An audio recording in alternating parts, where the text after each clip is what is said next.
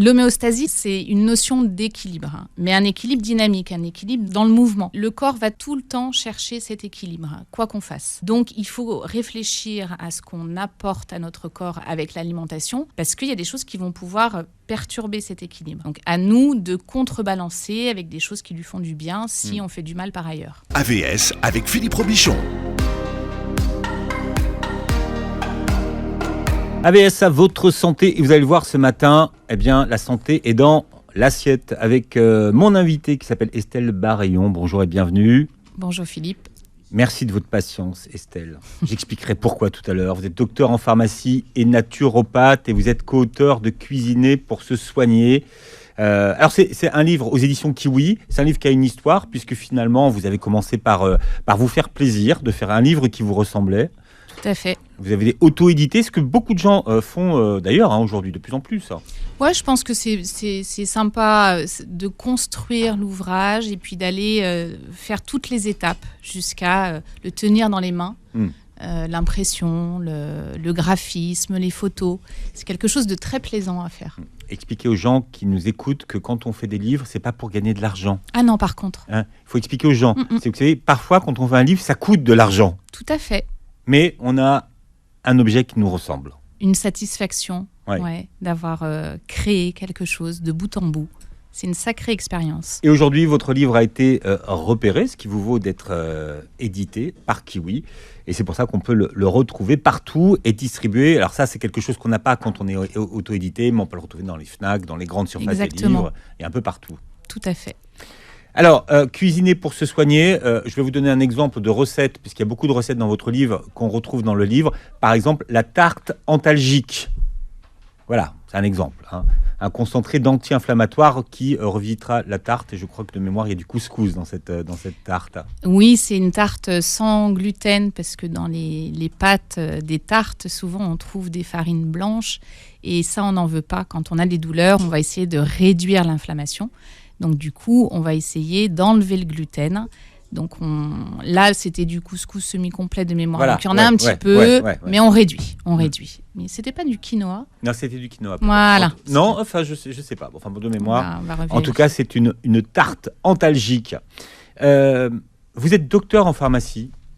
Qu'est-ce qui finalement vous a fait basculer dans la naturopathie ? Et alors, vous m'avez repris tout à l'heure et vous m'avez dit « Ah non, c'est pas l'herboristerie. » Ça n'a rien à voir. Ça n'a rien à voir. C'est vraiment deux disciplines différentes. Alors, on peut utiliser l'herboristerie en naturopathie, mais je pense que l'inverse n'est pas vrai. L'herboristerie va vraiment s'intéresser aux plantes. Le naturopathe, il va regarder la personne, il va essayer de la soigner dans son intégralité. Il va regarder son alimentation, son mode de vie, ses émotions, et il va essayer de prendre en compte tous ces paramètres pour le soigner. Donc, rien à voir. Mais qu'est-ce qui vous a amené à vous former à la naturopathie alors que vous étiez armé ? Oui, on est armé quand on est pharmacienne, mais finalement, au bout de 20 ans, on fait le tour de ses compétences. Et en plus, moi, j'ai expérimenté la maladie et je me suis dit, ça ne suffit pas d'avaler des médicaments. C'est-à-dire que l'allopathie n'était pas suffisante. Pour moi, en tous les cas, elle ne l'était pas. Et je me rends compte que globalement, elle ne l'est pas. Voilà. Il y a des tas de choses qu'on peut faire, nous, pour nous aider à être mieux. Ça sous-entend d'accepter de faire des efforts, d'accepter de changer des choses dans son mode de vie pour aller mieux. C'est ça qui me plaît. Et vous avez accepté de retourner à l'école, puisque vous vous êtes formé. Vous êtes reparti pendant 2 ans, vous formez. 3 ans. 3 ans. À Paris, ouais. Mais ça nourrit, justement, alors c'est drôle, il en sort un livre de cuisine, mais ça nourrit les compétences, ça nourrit ce qu'on déconstruit, on reconstruit, c'est ultra intéressant. Un pharmacien, il fait beaucoup de chimie. Oui. Il est quand même très formé à toutes les questions des molécules. Oui. C'est pour ça que dans votre livre, vous êtes si, on va dire, complète sur les substances que renferment les légumes. Ah, ça donne un atout supplémentaire d'être pharmacienne, ça c'est sûr. De connaître, parce que vous comprenez mieux finalement le mode d'action des aliments. Mais c'est sûr, c'est des choses qu'on a déjà appris. Donc c'est comme un rappel sous un autre angle. On revoit les mêmes choses, mais on met un éclairage différent. Donc c'est comme si on révisait, mais avec 20 ans de plus, avec une expérience en plus. Donc si on sait un peu mélanger tout ça, ça devient très intéressant. On oppose souvent alors médecine naturelle et médecine, on va dire, allopathique. Il faut pas, ça se complète. Il faut arrêter ces clivages. On peut tout à fait prendre un Doliprane parce qu'on a mal à la tête et faire attention à ce qu'on mange. C'est pas incompatible. Au contraire, il faut encourager les gens à ne pas être trop extrémistes dans leur façon d'envisager la santé et d'aller picorer un peu dans chaque discipline. Prendre ce qui est bon dans chaque discipline. Évidemment, ouais, carrément. Mais ça, on ne le dit pas assez aux gens. Disons-le. Voilà, disons-le. Vous êtes plongé dans toutes les nouvelles tendances culinaires qui existent. C'est plus compliqué de manger aujourd'hui qu'avant. Il y a un vrai nomadisme.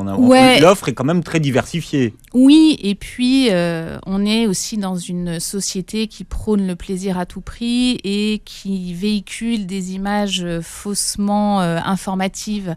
Moi, je suis partie un peu en guerre contre toute cette nourriture très visuelle, très jolie, etc., mais qui n'est pas forcément bonne à la santé.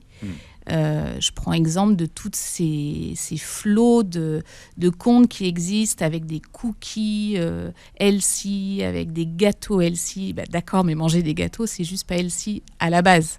Voilà.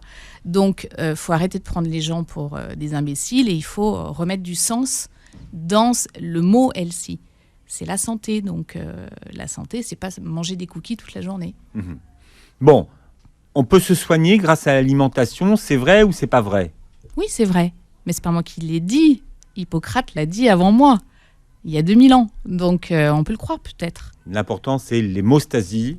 L'homéostasie. L'homéostasie, pardon. Mais c'est dur à dire. Hein. Non, c'est moi qui l'ai dit. Je l'ai lu vite, je crois. C'est pour ça. Homéostasie, mais pourquoi c'est important? Et ça explique tout ce qu'on va expliquer ce matin. L'homéostasie, c'est une notion d'équilibre, mais un équilibre dynamique, un équilibre dans le mouvement. Et le corps va tout le temps chercher cet équilibre, quoi qu'on fasse. Donc, il faut réfléchir à ce qu'on apporte à notre corps avec l'alimentation, parce qu'il y a des choses qui vont pouvoir perturber cet équilibre. Donc, à nous de contrebalancer avec des choses qui lui font du bien si on fait du mal par ailleurs. On essaiera d'expliquer tout à l'heure des choses un peu compliquées qui sont les inflammations et tout ce qui est la base, l'acidité. Bon, on va essayer de vulgariser ce matin. Votre grand-mère vous soignait par l'alimentation. C'était quoi son remède miracle à votre grand-mère? Il y en avait plein. Alors déjà, c'était beaucoup d'amour. Hein, voilà. Et puis, c'était, moi je me rappelle, on rentrait de chez ma grand-mère et ma mère nous disait « Ah, vous avez les joues toutes roses ». Et ma grand-mère, elle nous soignait à coups de steak, pour tout dire.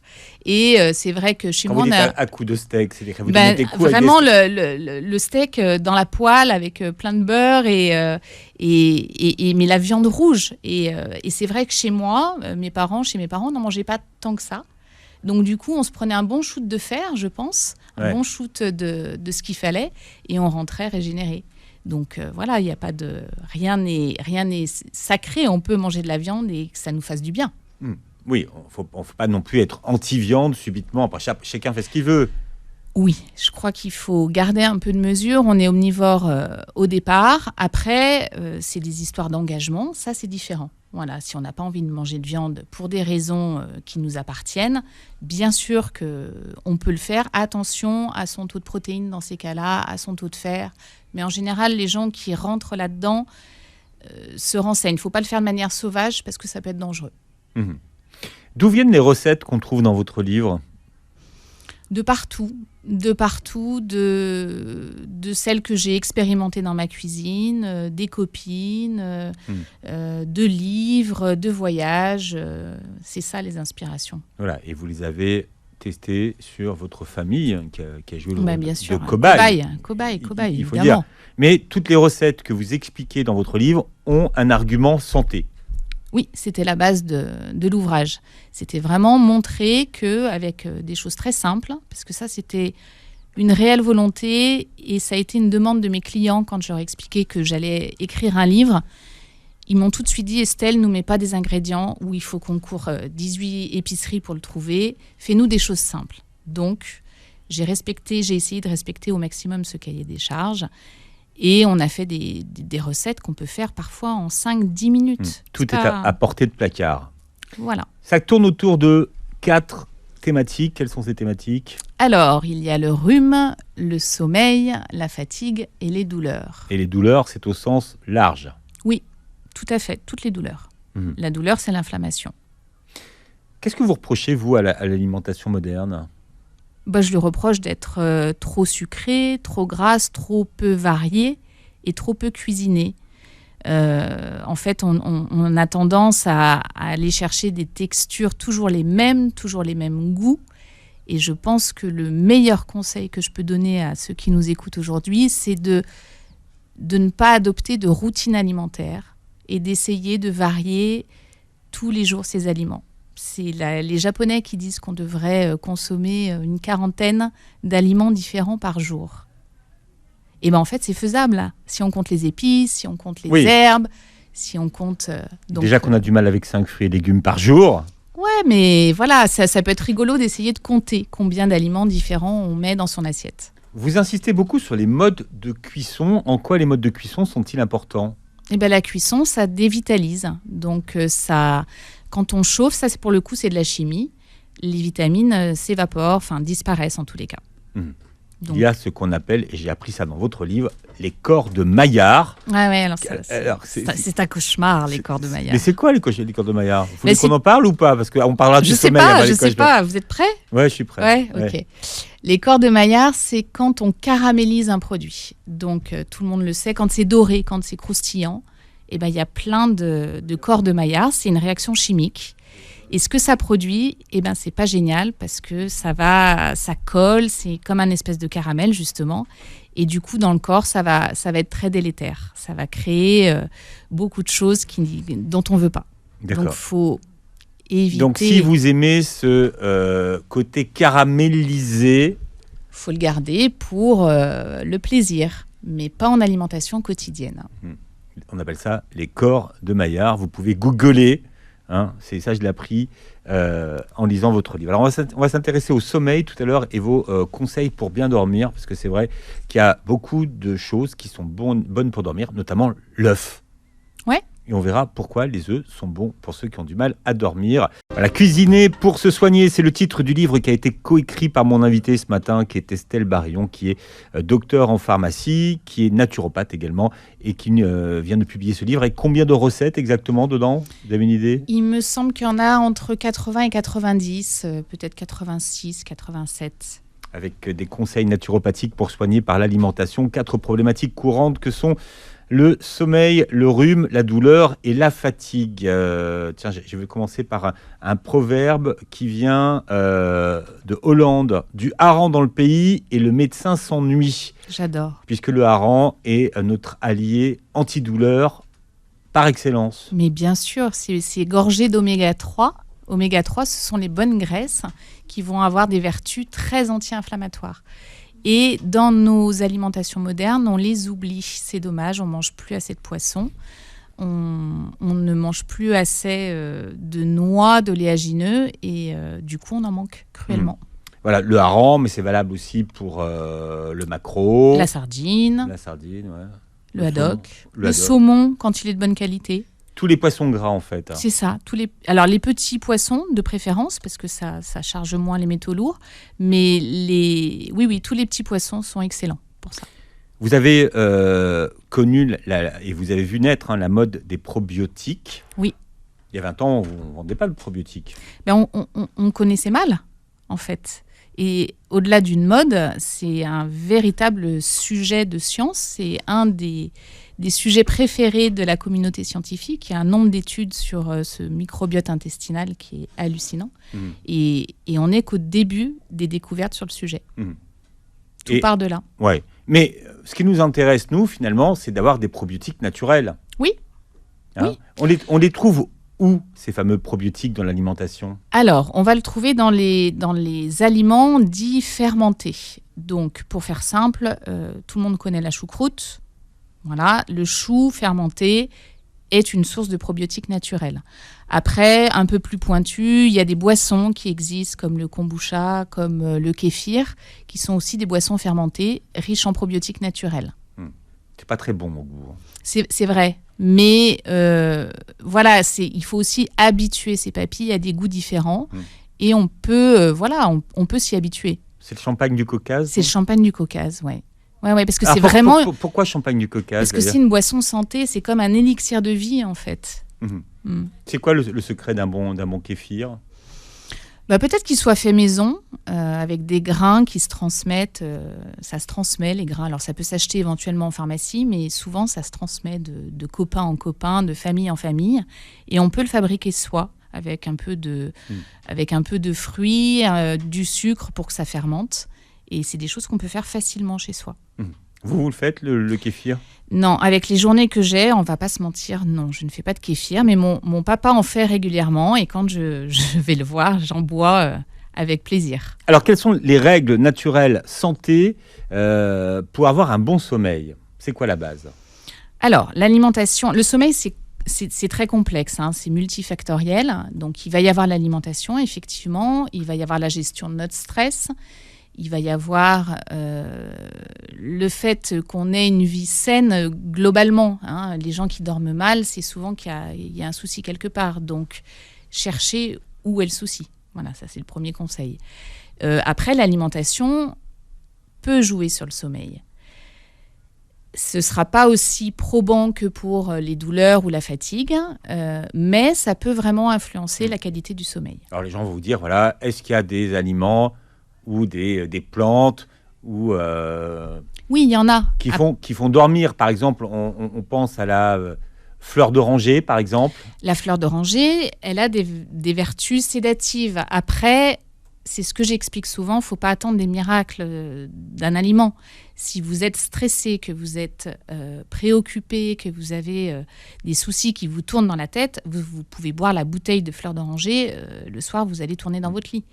Voilà, il faut prendre le problème dans sa globalité. Mais oui, la fleur d'oranger a des vertus sédatives, effectivement. Alors, la fleur d'oranger, donc, on en avait peut-être déjà entendu parler.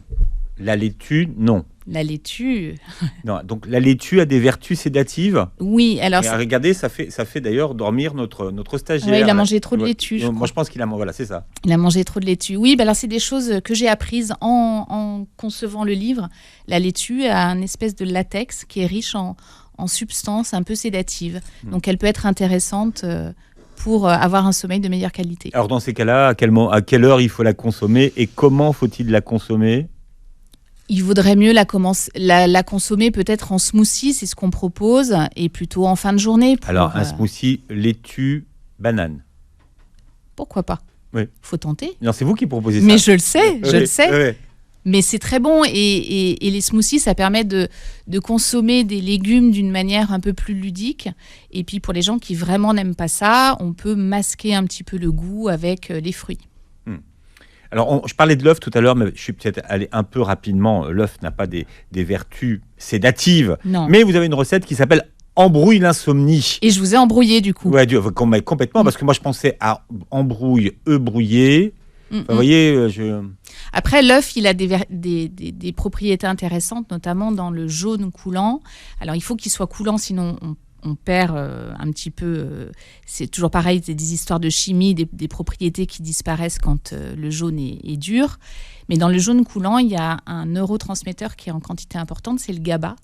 Et le GABA, c'est le frein des émotions un petit peu. C'est ce qui va nous permettre d'être un peu plus cool. Le GABA. GABA. On connaît plus les autres, la sérotonine, la dopamine. Bah voilà, je vous en sors un autre. Je ne connais pas le GABA. Bon, c'est bien parce qu'on va pouvoir googler et voir effectivement, s'intéresser aux petits nouveaux. Vous avez par exemple des recettes de shoot de mélatonine aussi. Alors pourquoi la mélatonine et comment est-ce qu'on peut agir sur cette... C'est une hormone, hein, la mélatonine. La mélatonine, c'est l'hormone du sommeil. Voilà. Comment est-ce qu'on peut agir sur cette hormone ? Alors, on peut agir parce qu'elle est fabriquée par nos organismes à partir d'un acide aminé, qui est le tryptophane, qui va ensuite donner la sérotonine, qui ensuite elle-même se transformera en mélatonine. Bon, j'espère que j'ai perdu personne au passage. Donc, ce qui est important, c'est d'avoir un apport de tryptophane au départ suffisant. C'est toujours la même chose. Si le corps manque de ces acides aminés, alors les acides aminés, ça se retrouve dans les protéines. Et souvent, avec les nouveaux modes d'alimentation, notamment le véganisme, etc., on peut parfois manquer de protéines. C'est-à-dire que ce tryptophane, on le trouve dans les protéines de la viande. Pas toujours. Il y en a dans la banane, par exemple. Voilà, il y a des aliments qui sont riches en tryptophane. Mais en tous les cas... Lesquels, par exemple? Lesquels privilégiés? C'est-à-dire les aliments riches en tryptophane. La banane à 17 heures, c'est super, par exemple. Alors déjà, c'est un peu... les fibres vont nous caler un petit peu. Ça évitera qu'on se jette sur tout ce qu'il y a dans le frigo quand on arrive à la maison et qu'on rentre du travail. La banane, les amandes, le chocolat noir en contient. Enfin voilà, il y a pas mal d'aliments qui vont nous permettre d'avoir ce taux de tryptophane. Donc, à la recherche du tryptophane. Perdu. Hein? À la recherche du tryptophane perdu. Alors, un autre qu'on ne connaissait pas aussi, c'est le tyrosine. C'est qui? La tyrosine. Alors, c'est une fille. C'est une fille. Shkoun, la tyrosine. Ouais. La tyrosine, c'est celle qui va nous permettre de fabriquer la dopamine. Et la dopamine, c'est l'hormone starter. C'est celle qui nous fait démarrer le matin. Donc, c'est l'inverse de la mélatonine, c'est l'inverse, en fait. Exactement. Voilà. Ouais. Mais on est toujours des plus-moins dans l'organisme. D'accord. Et donc, comment justement, quels sont les aliments qui sont boosters de tyrosine? Justement, dans les œufs, il y a beaucoup de tyrosine. On revient à nos œufs. Et chez les gens qui ont un petit peu de mal à démarrer le matin, on peut conseiller 1 ou 2 œufs le matin. Alors, en général, quand on dit ça, c'est pas toute la vie, c'est pas tous les jours, mais on peut faire ça 2 à 3 fois par semaine, manger 2 œufs le matin pour bien démarrer, avoir un bon taux de tyrosine. On n'a jamais autant parlé du métabolisme que depuis 2 ans et du terrain. Est-ce qu'il y a des aliments qui sont boosters de métabolisme? Alors, métabolisme, c'est-à-dire? C'est-à-dire qu'en fait, tout ce qui est... et surtout notre système immunitaire. D'accord, ok. Parce que, bon... Oui, alors... En temps de Covid... Oui, mais en temps de Covid, il faut prendre soin de nos systèmes immunitaires. Mais en fait, c'est toujours un peu les mêmes notions qu'on retrouve. Mettre de la couleur dans son assiette, varier ses aliments, c'est comme ça qu'on va prendre soin de nos systèmes immunitaires. Pas en leur proposant toujours la même chose, pas en leur proposant du pain de mie tous les matins. C'est pas des aliments, ça. Voilà, c'est pas de l'alimentation de manger du pain de mie, des sandwichs à midi, des pâtes le soir. Là, le système immunitaire, lui, ça lui convient pas, ça. Vous parlez d'une alimentation qui est vivante. Mais oui. Il faut aller refaire son marché et s'écouter. Moi, je crois beaucoup à l'alimentation intuitive. Quand on a envie d'un aliment, remplir son panier d'aliments qui nous font envie, qui nous attirent. C'est souvent ce dont on a besoin. Moi, ça, je l'expérimente très souvent au comptoir. Les gens vont vous dire, tiens, en ce moment, je mange plein de myrtilles. Et puis, dans peu de temps après, ils vont vous dire qu'ils ont mal aux jambes. La myrtille, c'est plein d'antioxydants et c'est excellent pour la circulation, par exemple. Ça veut dire qu'intuitivement... Oui, ils sont allés vers l'aliment dont ils avaient besoin. C'est ça que ça veut dire. Oui, c'est ça que ça veut dire. C'est dingue, hein? C'est bon pour les yeux aussi, non, la myrtille? C'est bon pour les yeux aussi. C'est ce qu'on disait. Ouais. Tous les fruits de couleur sont excellents pour les yeux. Alors, il y a plein d'infos. Hein. La betterave, c'est un allié détox. Qu'est-ce que ça veut dire, ça? Alors, la détox, ça a été un peu galvaudé. On l'entend à toutes les sauces. Alors, ne vous détoxifiez, ne faites pas de détox en ce moment. C'est pas le moment. Vous êtes trop fatigué. Pourquoi? On sort de l'hiver, on n'a pas l'énergie de faire une détox. Laissez ça au printemps, quand on se réveille un peu. Là, c'est le moment de faire la détox. Là, en ce moment, ne faites pas de détox. Bon, vous pouvez manger de la betterave, hein, c'est pas... Et donc, la betterave, elle va avoir, une petite action détox. Détox, ça veut dire qu'on va aller jouer sur les toxines et qu'on va aller jouer un peu sur le foie qui traite ces toxines. Alors, c'est la saison des sardines. Oui, c'est la saison des sardines. Des sardines et des endives aussi. Des endives. On est encore sur les endives. Ouais. Figurez-vous que manger une endive... C'est comme boire un verre d'eau. C'est incroyable. Ouais, ça m'a marqué aussi en faisant ce bouquin. Ouais, c'est gorgé d'eau, donc c'est super. Mangeons des endives. D'ailleurs, quand on les cuit, qu'est-ce que ça regorge comme... Et voilà. Voilà. Et quelles sont les vertus des endives, par exemple? Si on devait... exprimer leur vertu santé? Alors, elles apportent des fibres, elles apportent de l'eau. Après, c'est pas le légume le plus intéressant, l'endive. Mais rien que ça, d'apporter un bon taux d'hydratation et d'apporter des fibres, c'est suffisant pour se faire une bonne salade d'endives. Quelques noix pour les oméga 3, un petit peu de grenade pour la couleur, un petit peu d'avocat, et puis c'est parti. Voilà, on parle de l'alimentation comme médicament, parce qu'on a beaucoup utilisé ce mot de alicament. Oui, c'est à la mode. Ouais. Les gens aiment bien mettre des mots sur... Oui, les alicaments, tous les aliments peuvent être des médicaments en tous les cas. Voilà, il n'y a pas que les superfruits, il n'y a pas que ce dont on entend beaucoup parler sur Instagram. Tout a un intérêt dans l'alimentation. Voilà. Ouais. Il n'y a pas que ce qui est à la mode. Alicament, ouais, c'est vrai que le mot avait été déposé par l'industrie agroalimentaire, donc il valait mieux se méfier. Vous publiez Cuisiner pour se soigner. Estelle Barillon, je rappelle que vous êtes pharmacienne. On parlait de la fatigue et vous dites que manger, ça fatigue l'organisme. Qu'est-ce qui fatigue dans le fait de manger ? Alors, manger, ça fatigue, ça dépend ce qu'on mange. L'alimentation, c'est quand même notre essence, hein, donc c'est quand même notre fuel. Donc non, tout ne fatigue pas. Il y a des aliments qui fatiguent, parce qu'ils sont compliqués à digérer, parce qu'ils ne sont pas très intéressants et qu'ils n'apportent pas de l'énergie durable à l'organisme, par exemple. Avant, quand on venait vous voir à la pharmacie, qu'on vous disait le lundi matin, je suis fatigué, j'arrive pas à sortir de mon lit, j'ai les pieds qui traînent, qu'est-ce que vous proposiez aux gens ? On peut proposer, les gens adorent les complexes multivitamines et minéraux. Donc voilà, auparavant, c'est des choses que je pouvais donner. Maintenant que j'ai un peu plus étudié le sujet, je vais plutôt aller uniquement sur les oligo-éléments qui souvent sont beaucoup plus problématiques parce que c'est uniquement apporté par l'alimentation. Et avec le lessivage des sols, on en manque en fait. Les fruits et les légumes ne sont plus assez riches en oligo-éléments. Donc quand on est fatigué, finalement, on a de meilleurs résultats avec les oligo-éléments qu'avec les vitamines. Alors bien sûr, à côté, je donne tous les conseils pour avoir les vitamines dans son alimentation. Et les oligo-éléments, on les trouve ? Non, pas du tout. Si, on les trouve. Mais ça fait du bien quand on en apporte 1 ou 2 fois dans l'année en cure. Vraiment, on sent la différence. Donc là c'est le cas où on peut effectivement les prendre en supplémentation. C'est ça, exactement. On va dire. Votre cocktail qui défatigue ? Alors, quand on est fatigué, le cocktail anti-fatigue, ça va être justement de bien manger, de s'éloigner des calories vides, de tous ces sucres qui nous donnent de l'énergie fugace, mais 2 heures après, on a encore faim. Tout le monde a expérimenté le McDo, 2 heures après, on a faim, quoi. Donc, éloignons-nous de tout ça et allons vers les fruits et les légumes. Quand vous êtes fatigué, mangez une salade à midi, une belle salade composée.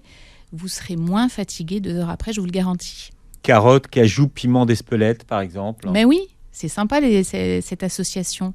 On va avoir les fibres de la carotte, les caroténoïdes, on va avoir les bons gras de la noix de cajou et puis le petit twist avec le piment d'Espelette. Ça marche bien.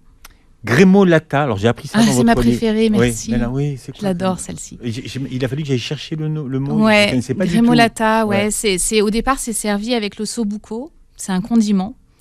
Et il y a tout dans ce condiment. C'est quoi ? C'est une forme de persillade ? Oui, tout à fait. C'est exactement ça. Mais une persillade avec les agrumes, avec le zeste du citron ou de l'orange ou les deux, et de l'ail écrasé. Alors, 1, c'est excellent. Et 2, c'est une bombe nutritionnelle. Il y a tout dedans. Et elle se marie avec plein de choses. Vous pouvez en mettre sur du riz, vous pouvez en mettre sur une salade, vous pouvez en mettre sur du poisson. Et ça va réveiller vos plats et réveiller vos organismes. Bien. Grémolata, la power powder. Ouais, ça donne du jus. C'est une recette que vous donnez dans votre livre. Pourquoi faut-il réhabiliter le fenouil ? Et les gens n'aiment pas beaucoup le fenouil. Oui, mais pourquoi ? C'est excellent le fenouil. Alors, d'abord, le goût anisé. Alors, il peut parfois disparaître ce goût anisé quand on le mange cru, très frais. Et puis, on peut mettre un petit peu on peut le mélanger avec d'autres choses pour atténuer un peu le goût anisé.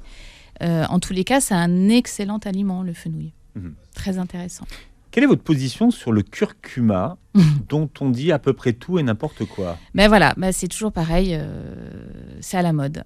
Le curcuma, oui, c'est intéressant, ça a des vertus anti-inflammatoires, mais on retombe dans nos travers de vouloir masquer l'inflammation pourquoi on n'essaierait pas qu'elle n'arrive pas, cette inflammation, plutôt qu'une fois qu'elle est là, mettre un voile dessus, faisons en sorte qu'elle n'arrive pas, l'inflammation. Ce serait plus intéressant. Donc on retombe dans les travers de la médecine traditionnelle, de vouloir soigner le symptôme. Alors, base et acidité, pourquoi ce sont des concepts intéressants à comprendre quand on mange ? Parce que nous sommes on est la somme de réactions chimiques. Donc c'est intéressant de s'intéresser au pH. Et le terrain fonctionne mieux quand on a un pH plutôt alcalin. Voilà. Donc, on est gavé d'aliments qui sont acidifiants dans nos alimentations modernes. Alors, genre quoi, par exemple ? Quels sont c'est toujours la même chose. Hein. Les protéines animales, les sucres sont très acidifiants et on inonde nos alimentations de ces aliments-là. Voilà. Et ce qui est basifiant, c'est-à-dire alcalinisant, ce sont les fruits et les légumes. Donc, on tourne toujours sur les mêmes notions. Hein. C'est ce que je vous disais, on peut prendre plein de chemins, tous les chemins mènent à Rome. On arrive toujours au même constat. Il y a une mode aujourd'hui, ce sont ce qu'on appelle les super aliments. Alors on va prendre un exemple, les algues. Oui. Bon, la spiruline. Oui. Là aussi, pareil, la spiruline, star d'un peu tout le monde. Mais très intéressante la spiruline. Mais d'abord, est-ce que vous avez déjà goûté ? C'est quand même pas ultra bon. Oui, c'est pas rock'n'roll, hein, franchement, je veux dire. Voilà, et puis on peut pas, c'est pas de l'alimentation de manger de la spiruline matin, midi et soir. Donc oui, pourquoi pas en parsemer, pourquoi pas inventer des plats. D'ailleurs, on l'a fait dans le livre avec un petit peu de spiruline parce que c'est rigolo, ça donne de la couleur verte à ce qu'on prépare. Mais voilà, il n'y a pas lieu d'en manger matin, midi et soir. Ça fait partie des choses intéressantes. Mais il faut les varier, ces choses. Toujours. Et super aliment ou pas super aliment alors ? Pourquoi pas super aliment, mais aliment tout court, déjà. Commençons par là.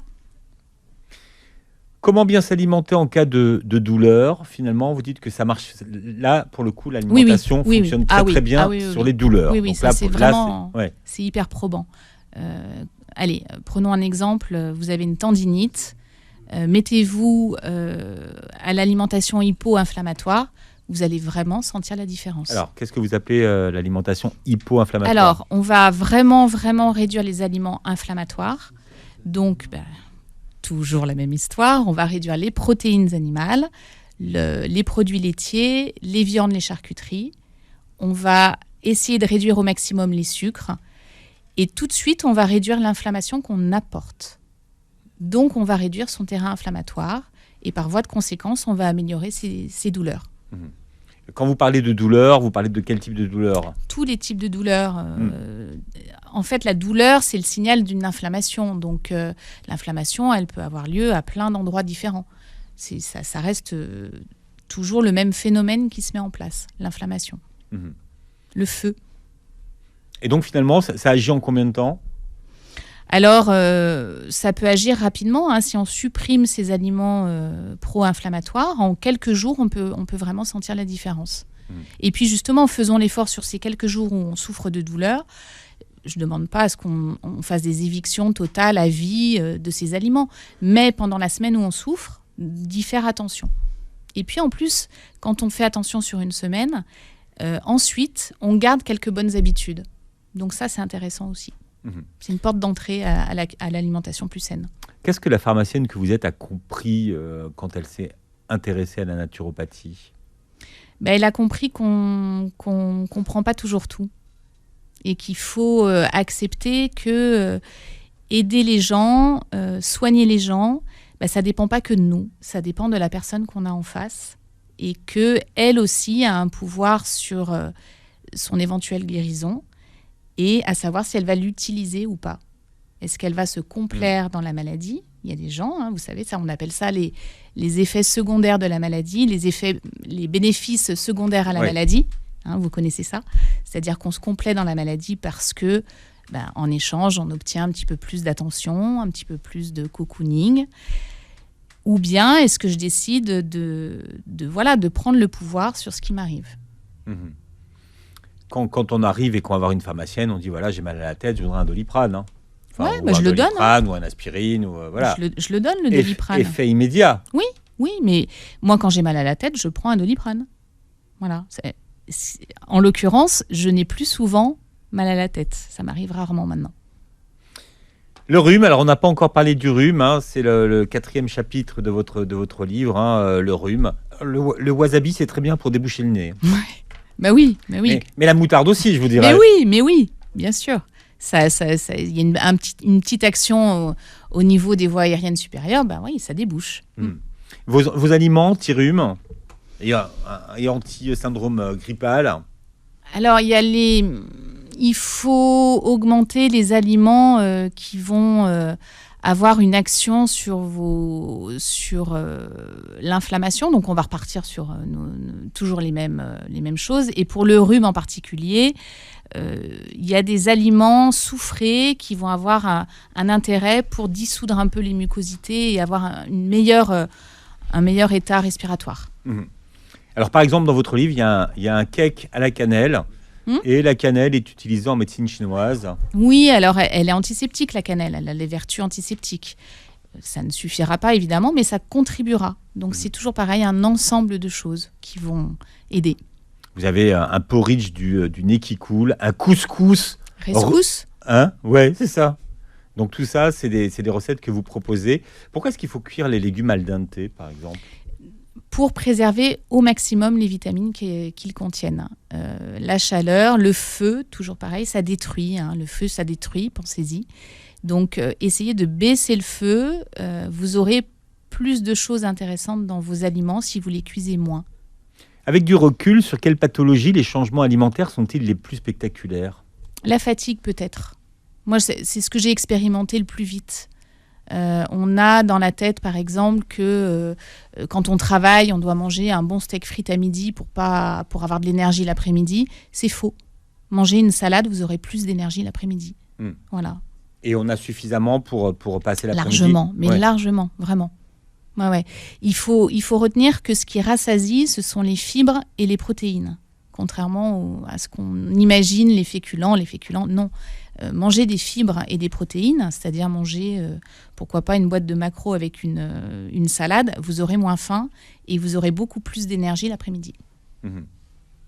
La boîte de maquereaux, on va y penser, alors vous aurez peut-être moins faim. 2 œufs, allez. Vous aurez moins faim, mais bon, vous sentirez le maquereau. 2 œufs. Voilà, c'est ça. Après, vos collègues vous diront pas merci. Non. Mais vous aurez moins faim. C'est ça. Et c'est bon pour tout. Exactement. C'est bon pour le cerveau aussi. D'ailleurs, Tarek maintenant mange du maquereau à midi et ça sent un peu le maquereau d'ailleurs, je veux dire. Bien, cuisiner pour se soigner, c'est le titre du livre que vous publiez, coécrit. On va parler de votre co-auteur quand même. Oui, Audrey, bien sûr. Ouais.